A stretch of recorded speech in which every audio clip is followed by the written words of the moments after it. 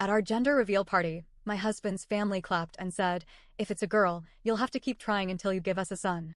My husband laughed and whispered, "It's just tradition, babe." I smiled and said, "Funny, I have a tradition too." The room fell silent as I revealed my secret plan. When I first met Mark, he seemed normal. Good job, great sense of humor, loved his family. Nothing about him screamed red flag. His family, though? Different story. His mom had this weird way of treating him like the golden child, even though he was a grown man with a mortgage and a receding hairline.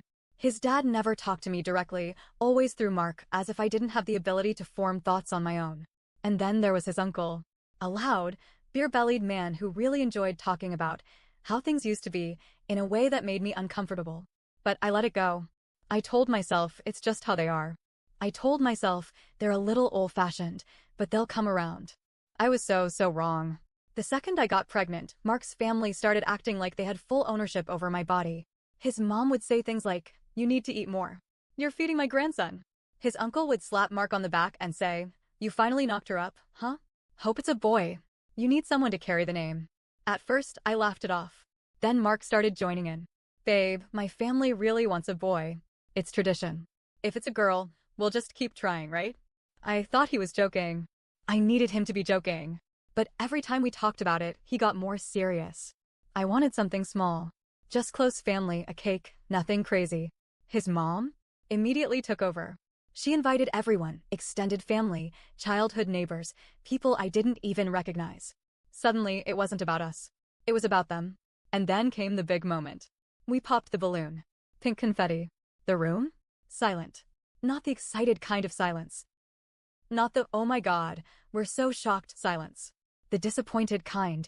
Then his uncle laughed, loudly, and clapped Mark on the back.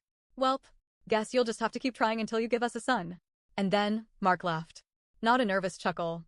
Not a "this is awkward" laugh. A real, genuine laugh. Then he leaned in, put his arm around me, and said, "It's just tradition, babe." That was the moment. That was the exact second I knew I was done. I took a deep breath, smiled, and said, "Funny, I have a tradition too." The room fell silent. I could feel the shift. That tension. The kind where people instinctively know something is coming, but they don't know what. I took my phone out, held it up, and pressed play. The video started. Mark, sitting at our kitchen table, beer in hand, talking to his best friend a few nights ago. "Nah, man, if it's a girl, I'll just keep trying. She'll give in. She always does. Besides, Mom would kill me if I didn't have a son to carry on the name." The silence was deafening. His mother went pale. His father's jaw clenched. Mark? Frozen. His uncle? Well, he just sat back and whistled, clearly enjoying the show. I turned to Mark, tilted my head, and asked, "So, let me get this straight. You weren't excited for the baby? You were just waiting to see if I was useful to your family?" He opened his mouth. I held up a hand. "Save it." Then I took off my wedding ring, set it on the table, and walked out. I walked out of that house like I was floating. Not because I was happy, far from it, but because I felt like I had detached from reality. I got in my car, drove to my sister's place, and sat in the driveway for a solid 10 minutes before my hands stopped shaking. Then my phone blew up. First, it was Mark. Then his mom. Then Mark again. I didn't answer.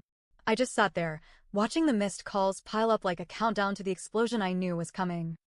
When I finally walked inside, my sister took one look at me, saw the ring was gone, and said, "Oh, hell. What did he do?" So I told her. She didn't even blink before she grabbed a bottle of wine and poured us both a glass. I didn't hear from Mark in person until the next morning. At 6 a.m., he was banging on my sister's door like a damn SWAT team. I opened it, looking half asleep and completely uninterested while he stood there, breathless, eyes wild. "What the hell was that?" he demanded. I sipped my coffee. Calm. Collected. Watching him fall apart. "What was what?" I said, voice sweet. "You humiliated me in front of my entire family." I leaned against the doorframe and stared at him. "Humiliated? Oh, you mean when I played a video of your own words? Yeah, that must have been tough for you." His hands curled into fists at his sides. "Not a good look. You completely overreacted," he shouted. "I was joking. Everyone knew I was joking." I raised an eyebrow. "Funny," I said. Nobody was laughing when I walked out. Mark ran a hand through his hair, exhaling hard. He was panicking. "Good. Okay, fine. Maybe I shouldn't have said that. But, babe, come on. You can't just throw away our marriage over one stupid mistake." "One stupid mistake?" I repeated, tilting my head. Then I did something that completely broke him. I smiled. Oh, Mark. You don't even realize what's about to happen, do you? When Mark finally left, after an hour of him trying to gaslight me into coming back, I called my lawyer. And guess what? Thanks to a little clause in our prenup, Mark was completely screwed. See, when we got married, I had money. Not rich money, but comfortable, independent, don't need a man to survive money. Mark, on the other hand, not so much. So my family, being the blessing they are, insisted on a prenup. And in that prenup, a very special disrespect clause. If Mark ever publicly humiliated me, degraded me, or treated me as less than an equal, he would walk away with nothing. No house, no shared savings, no spousal support, nothing. I didn't even have to prove the disrespect in court. The video was enough. So, when Mark's mom finally called me, after what I can only assume was a full night of screaming at her son, she did what I expected. She begged. You can't do this. You can't just take everything away from him. I put her on speaker and let my sister listen as I leaned back on the couch. Oh, Susan. I'm not taking anything away from him.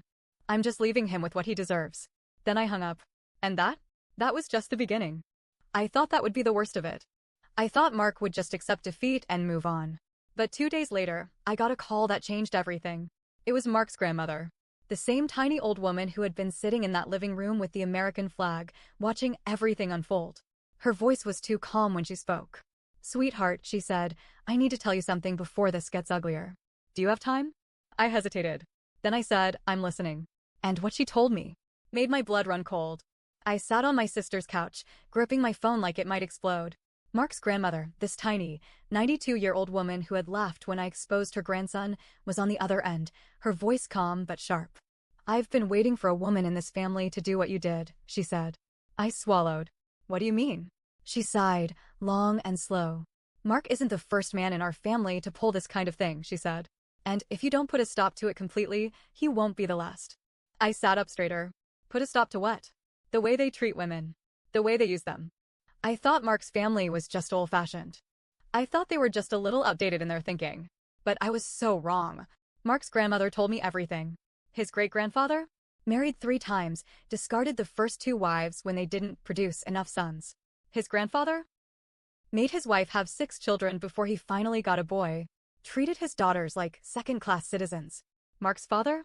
Cheated on his wife repeatedly because she failed by having only 1 son. And Mark? He had grown up in this toxic, twisted mindset. He was raised to believe that women were just means to an end. Listen to me, sweetheart, his grandmother said. I've watched this family destroy women for decades. I didn't have the power to stop it, but you do. I already left him, I said. She chuckled. Oh, I know. But that's not enough. I frowned. What do you mean? There was a pause.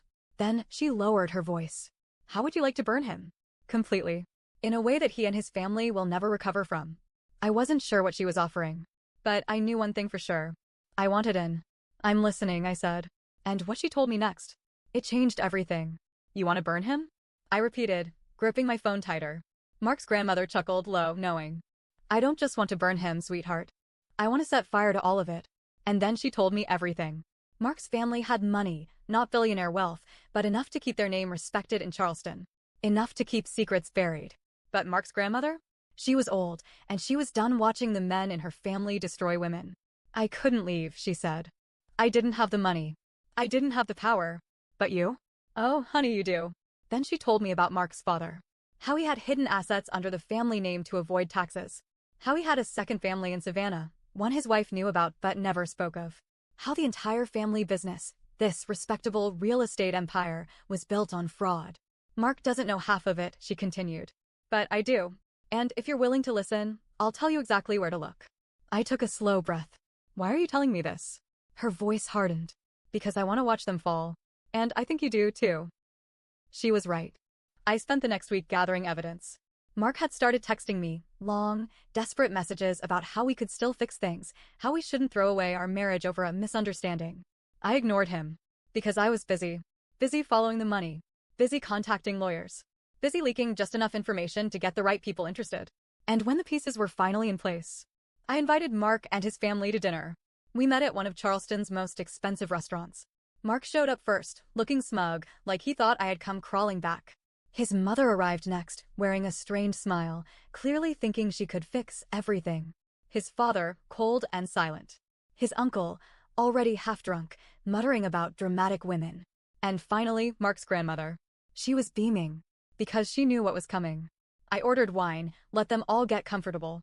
And then, slowly, I took out my phone, scrolled through my emails, and turned the screen toward Mark's father. "Recognize this?"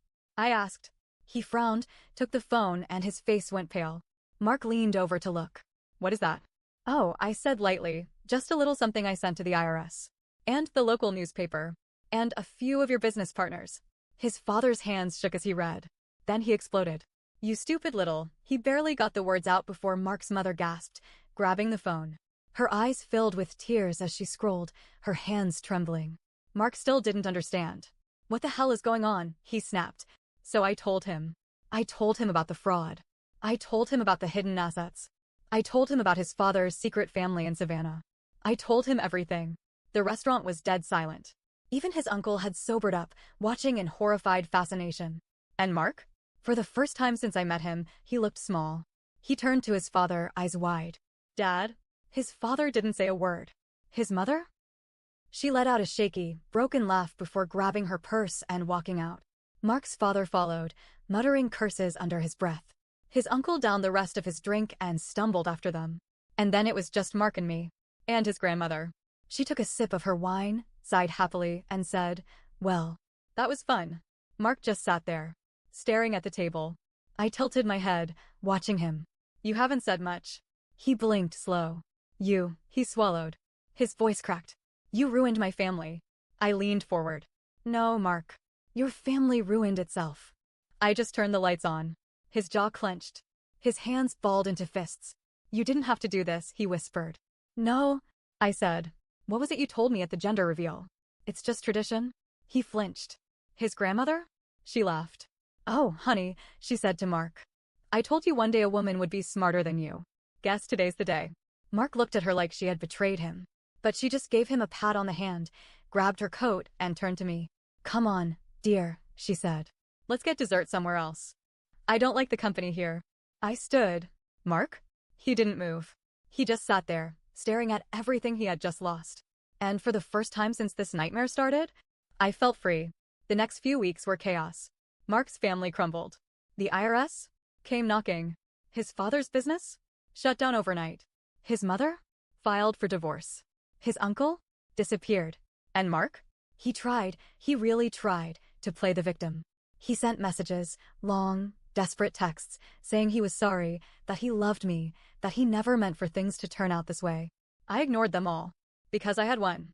And as for his grandmother, she sent me a bottle of champagne, with a note attached, to the only woman in this family smart enough to leave. "Well done, sweetheart." And that was the end of Mark's tradition. And the beginning of mine.